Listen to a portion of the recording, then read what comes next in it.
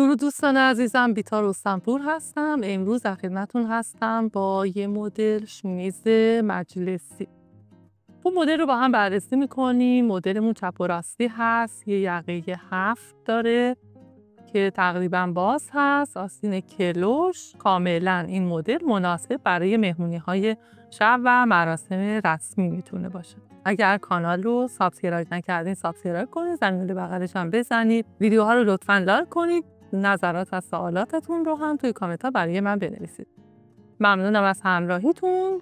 با ادامه ویدیو با من همراه باشید.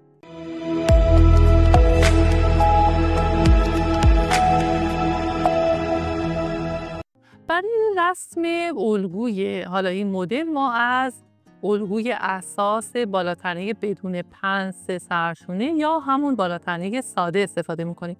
شما با هر متدی که بلد هستید میتونید الگوتون رو رسم کنید.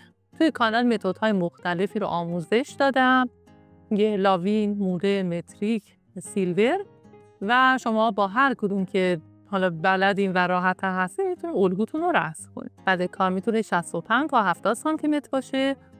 الگوی جلوی کامل رو رسم کردیم. از خط گردن مقدار 1/5 گردن رو اومدم پایین و بعد از اون بازی یقه رو علامت زدم. بازی یقه در این مدل چون یه مدل مجلسی هست و یقه بازتر و قشنگتر هستش، میتونه 15 سانتی متر و حتی تا 17 سانتی متر باشه. قسمت بازی یقه توی مدل اومده تا خط کمر. میتونیم چند سانت بالاتر هم در نظر بگیریم. در اینجا خط یقه رو رسم کنیم. باید به شکل منحنی خط رو رسم کنیم. از نقطه گردن میاین به بازی یقه متصل میکنیم و میاین تا خط کمر. با دست خیلی راحت میتونید طراحیش رو انجام بدید. برای دراپه هایی که در این قسمت داریم ما باید یه برش هایی رو در تکه پایینی ایجاد کنیم و فضا بدیم. جلوی کار ما 2 تکه هستش.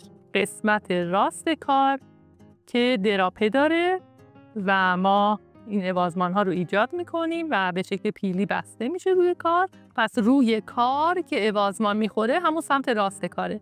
قسمت زیری که میشه سمت چپ نیازی به اوازمان نداره. ببینید من چند تا علامت میزنم. مثلا میتونم 3 تا علامت تو این قسمت بزنم و 3 تا برش ایجاد کنم که اوازمان بره.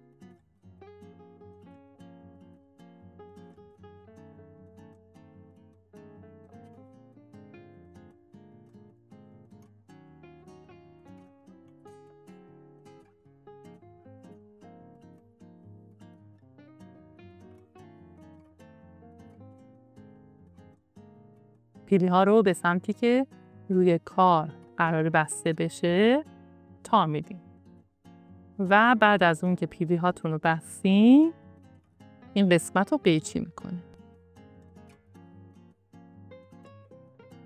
پیلی هایی که من ایجاد کردم 4 سانتی ایجاد کردم. حتی اگر دوست داشتین میتونید بیشتر هم در نظر بگیرید. اگر این قسمت هم حالت زاویه دار ایجاد شد حتما خطش رو درستش کنید. دیگه نیازی به این تکه این طرفی نداره. این میشه قسمت روی کار که پیلی رو ایجاد کردیم. برای اون قسمت دیگه یعنی اون طرف ببینید پیلی نباید داشته باشه. یعنی قبل از اینکه من خطوط پیلی رو برش بزنم و پیلی ها رو ایجاد کنم باید کپی بردارم. یعنی قسمت یقه رو قیچی میکنم، کپی برمیدارم و بعد میام این خطوط رو رسم میکنم، قیچی میکنم و پیلی میدم که میاد زیر سمت راست قرار.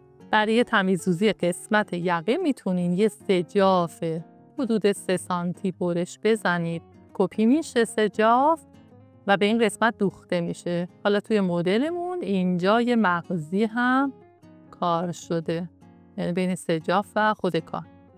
شما میتونید قد آستین رو کوتاه کنید یه مقداری، مثلا از انتهای آستینتون 12 سانتی متر تا 15 سانتی متر بیاین بالا و حذفش کنید. توی مدل یه 7-8 سانتی حدوداً زیر خط آرنج هستش. ببینید من محدوده خط آرنج رو مشخص میکنم. قد آستین رو که دارین نصف میکنید، برای به 5 سانتی میکنید و از قسمت بالا میایم پایین. اینجا میشه خط آرنج. حالا شما از خط آرنجتون میتونید یه مقداری بیاین پایین. الان من 7 سانتی متر اومدم پایین. یا اینکه از انتهای آستینتون 12 تا 15 سانتی متر رو بریم بالا، فرقی نمیکنه. خب خطمون رو رسم میکنیم و این قسمت میشه دوریست که حالا باید از کار جدا بشه. خب برای اینکه عوضمان بدیم آستین رو باید دور تا دور کارمون رو قیچی کنیم که بتونیم عوضمان بدیم.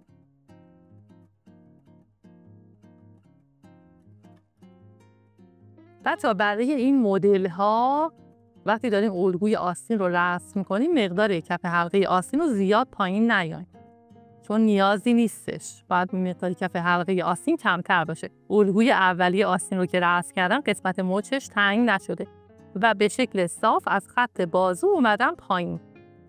خب پس این مقدار حذف میشه. حالا خطوط عوضمانم رو رسم می‌کنم. خطوط عوضمان شما میتونید مثلا 2 تا خط این طرف بکشید، 2 تا خط اون طرف و بینش رو فضا ایجاد کنید.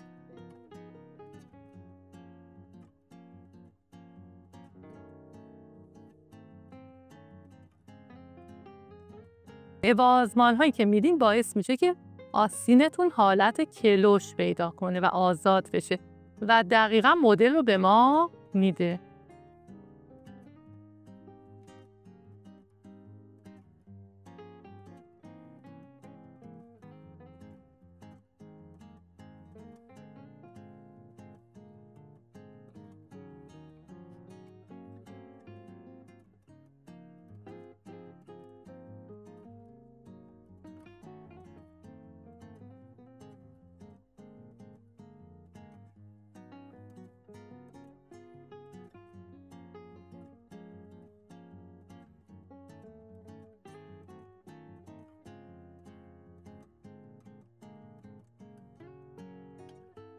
فضایی که بینش ایجاد کردیم 3 تا 4 سانتی.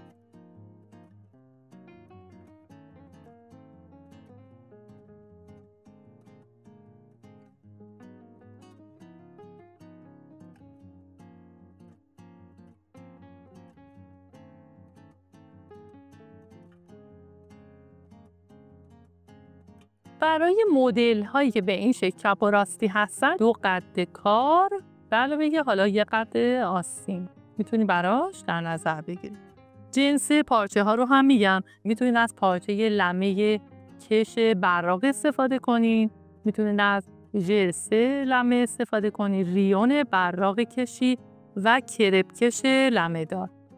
آموزش بالاتنه ساده سیلور که شما میتونید آموزشش رو ببینید، الگوش رو رسم کنید و بعد حالا این مدل رو روش طراحی کنید. مرسی از همراهیتون، موفق باشید.